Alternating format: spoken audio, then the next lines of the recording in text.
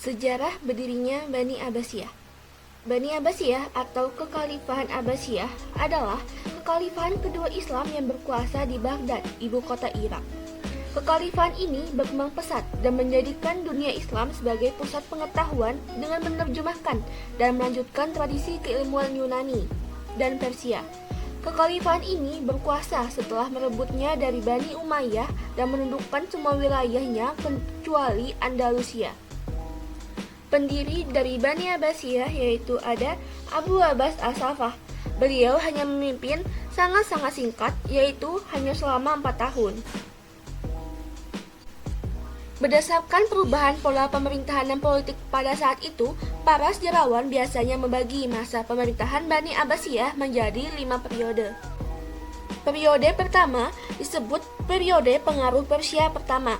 Pada periode pertama ini, dinasti Bani Abbasiyah mengalami banyak kemajuan dan mencapai abad kejayaannya.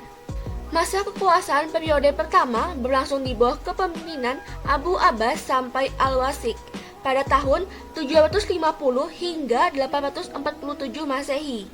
Kemajuan dinasti ini dipengaruhi oleh beberapa faktor, yaitu karena terjadinya asimilasi dalam dinasti Bani Abbasiyah. Kemudian, partisipasi orang-orang non-Arab dalam perkembangan dinasti ini, khususnya orang-orang Persia. Pada masa periode kedua, disebut masa pengaruh Turki pertama.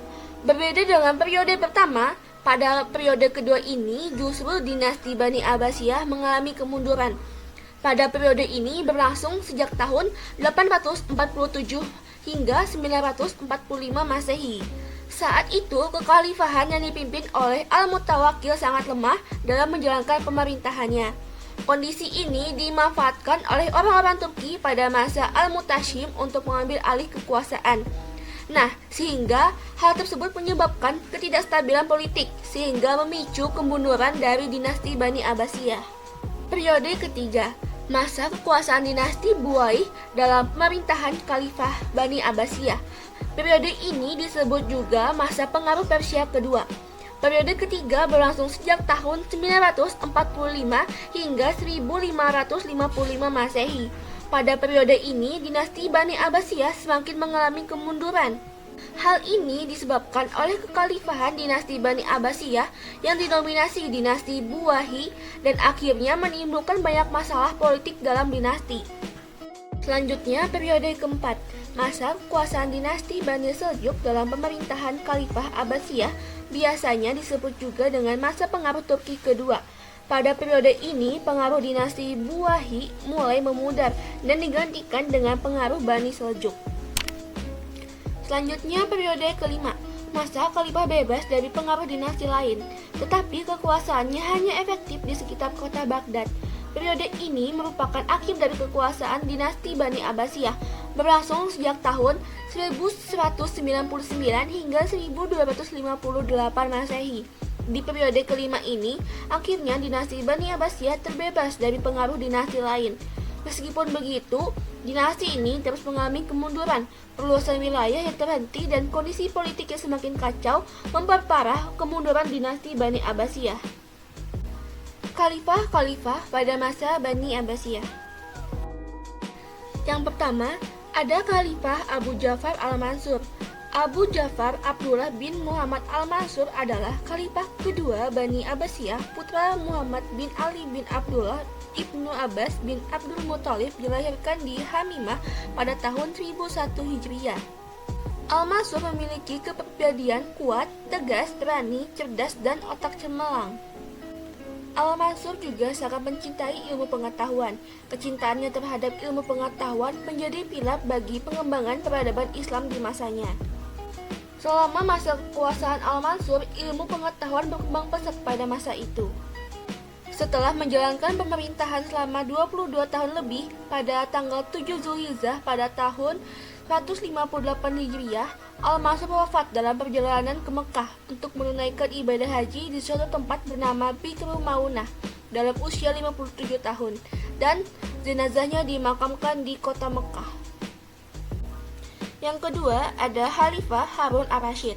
Beliau dilahirkan di Rey pada bulan Februari 763 Masehi. Pada masa pemerintahan beliau, kebijakan dan kecakapan dalam memimpin membawa negara dalam situasi aman, damai, dan tentram, sehingga tingkat kejahatan sangat minim dan sangat sulit untuk mencari orang yang akan diberikan zakat, infak, dan sedekah, karena tingkat kemakmuran penduduknya merata. Pada masa pemerintahan dinasti Bani Abbasiyah mengalami masa kejayaan dan keemasan sekaligus, menjadikan salah satu pusat peradaban dunia. Kemudian, Khalifah Harun ar-Rasyid meninggal dunia di Karusan pada 3 atau 4 Jumadil Tsani 163 Hijriah atau 809 Masehi, setelah menjadi khalifah selama lebih kurang 23 tahun 6 bulan. Beliau meninggal di usia 45 tahun. Yang ketiga ada Khalifah Abdullah Al-Ma'mun. Abdullah ibnu Harun ar-Rasyid, lebih dikenal dengan panggilan Al-Ma'mun, dilahirkan pada tanggal 15 Rabiul Awal 170 Hijriah. Dalam waktu yang sangat singkat, Al-Ma'mun telah menguasai ilmu-ilmu kesusastraan, tata negara, hukum hadis, falsafah, astronomi, dan berbagai ilmu pengetahuan lainnya. Ia juga hafal Al-Quran dan ahli juga untuk menafsirkannya. Al-Ma'mun adalah khalifah dinasti Bani Abbasiyah yang besar dan menonjol. Ia memiliki sifat yang agung, diantaranya tekadnya kuat, penuh kesabaran, menguasai berbagai ilmu pengetahuan, penuh ide, cerdik, berwibawa, berani, dan toleran. Perkembangan dan kemajuan Islam pada masa Bani Abbasiyah. Yang pertama, kemajuan dalam bidang kebudayaan atau peradaban. Pada masa dinasti Abbasiyah, kaum muslimin mulai berhubungan dengan kebudayaan-kebudayaan asing. Pada masa itu pula telah menerjemahkan karya-karya penyelidikan yang terpenting ke dalam bahasa Arab. Pada dasarnya, banyak sumber-sumber asli yang diterjemahkan sudah hilang. Yang ada saat ini hanya terjemahan-terjemahan dalam bahasa Arab saja, akan tetapi terus terpelihara sebagai kebudayaan-kebudayaan yang amat tinggi nilainya. Kemajuan kebudayaan atau peradaban lainnya yaitu adanya pertukaran budaya yang terus berlangsung pada masa itu antara Barat dan Timur dalam bidang perdagangan, kesenian, dan arsitektur. Yang kedua, kemajuan dalam bidang ilmu pengetahuan. Kemajuan yang begitu pesat di bidang ilmu pengetahuan dapat disebabkan oleh berbagai faktor, yaitu yang pertama, kontak antara Islam dan Persia menjadi jembatan berkembangnya sains dan filsafat, karena secara kultural Persia banyak berperan dalam pengembangan tradisi keilmuan Yunani.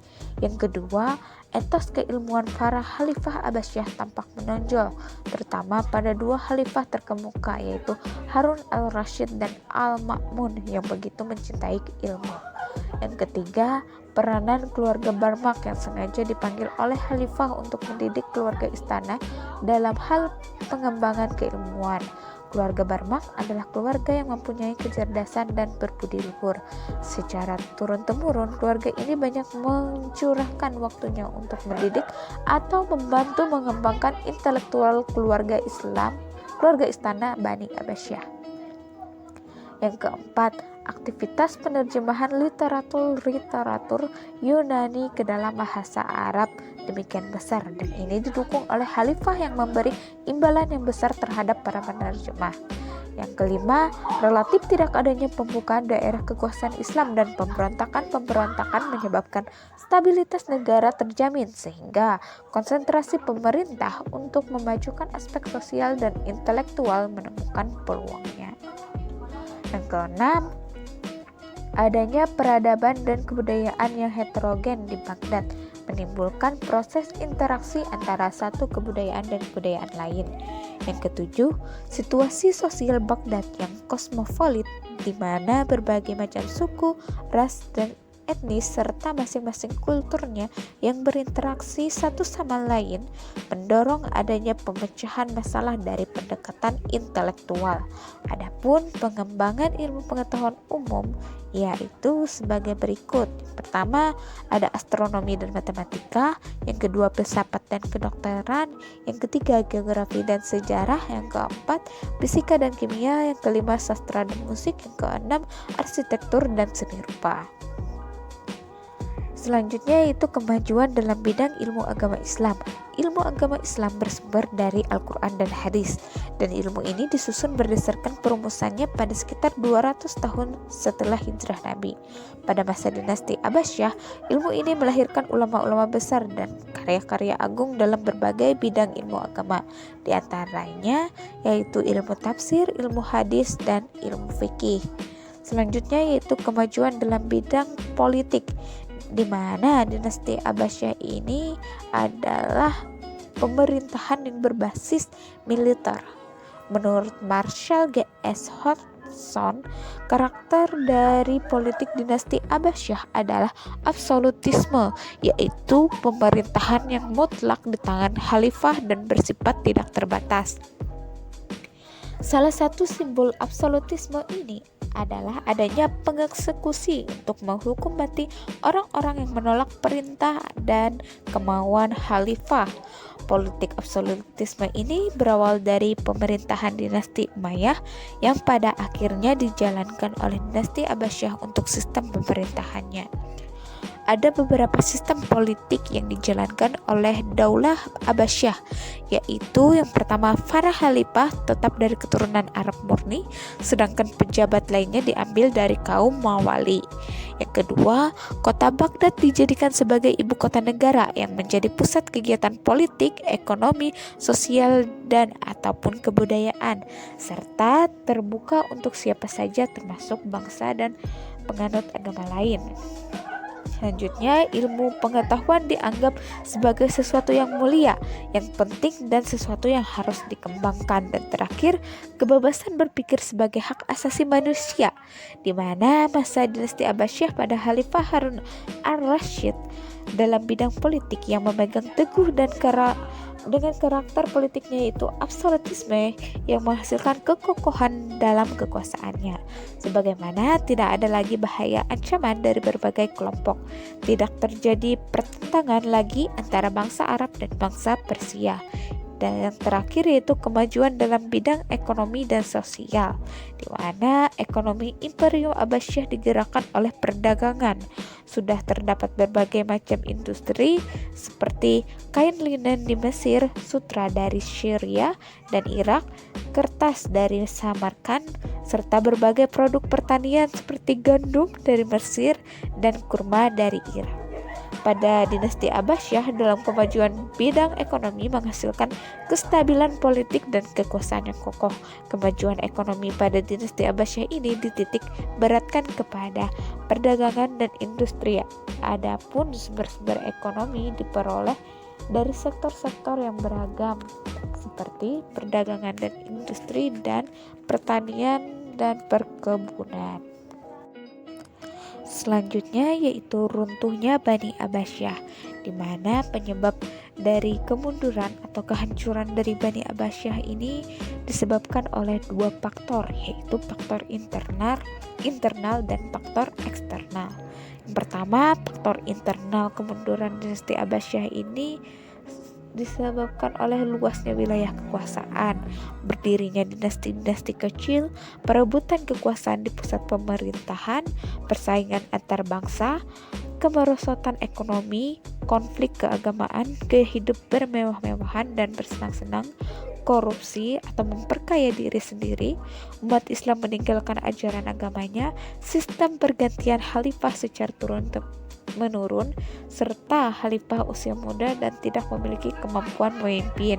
Yang kedua, faktor eksternal kemunduran dinasti Abbasiyah yaitu perang salib dan serangan tentara Mongol, di mana serangan yang dilancarkan oleh pihak Kristen terhadap kekuatan Muslim dalam periode 1095 sampai 1291 Masehi yang dikenal dengan Perang Salib.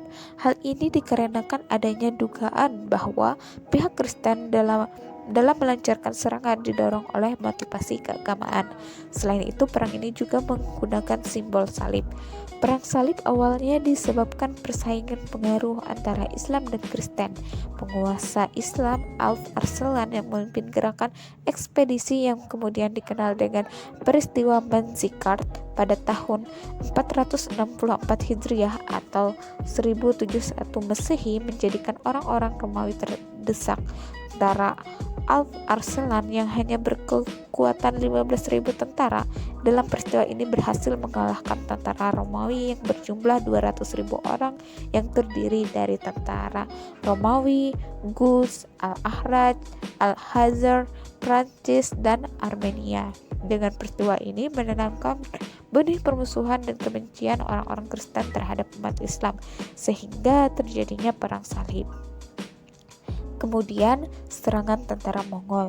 Awal permusuhan dan peperangan bangsa Mongol dengan negeri Islam bermula dari peristiwa tahun 1212 Masehi.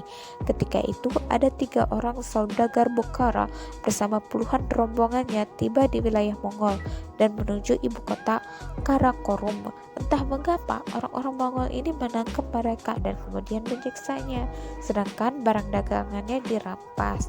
Tidak lama setelah peristiwa itu, Genghis Khan mengirim 50 orang saudagar Mongol untuk membeli barang dagangan di Bukhara. Atas perintah Amir Bukhara Gayur Khan, mereka ditangkap dan dihukum mati.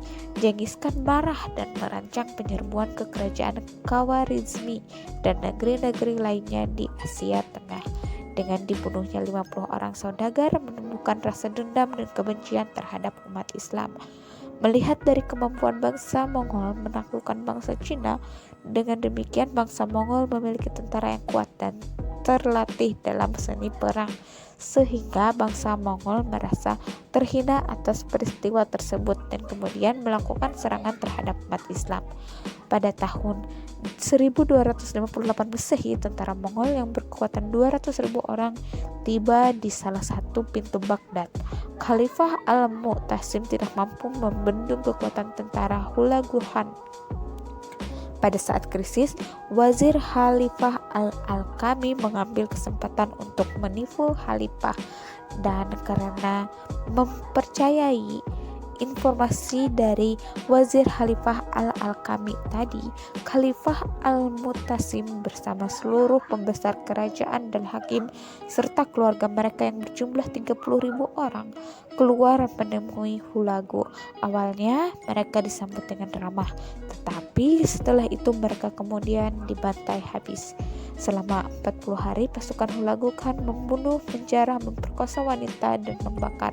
Rumah-rumah ibadah dihancurkan, bayi-bayi dibunuh bersama ibunya, wanita hamil ditusuk perutnya, kota Baghdad dihancurkan rata dengan tanah. Sejak saat itu berakhirlah kekuasaan Abbasiyah dan kemudian dikuasai oleh Hulagu Khan. Mungkin itu saja penyampaian materi kami terkait Bani Abbasiyah. Atas perhatiannya, sekian dan terima kasih. Wassalamualaikum warahmatullahi wabarakatuh.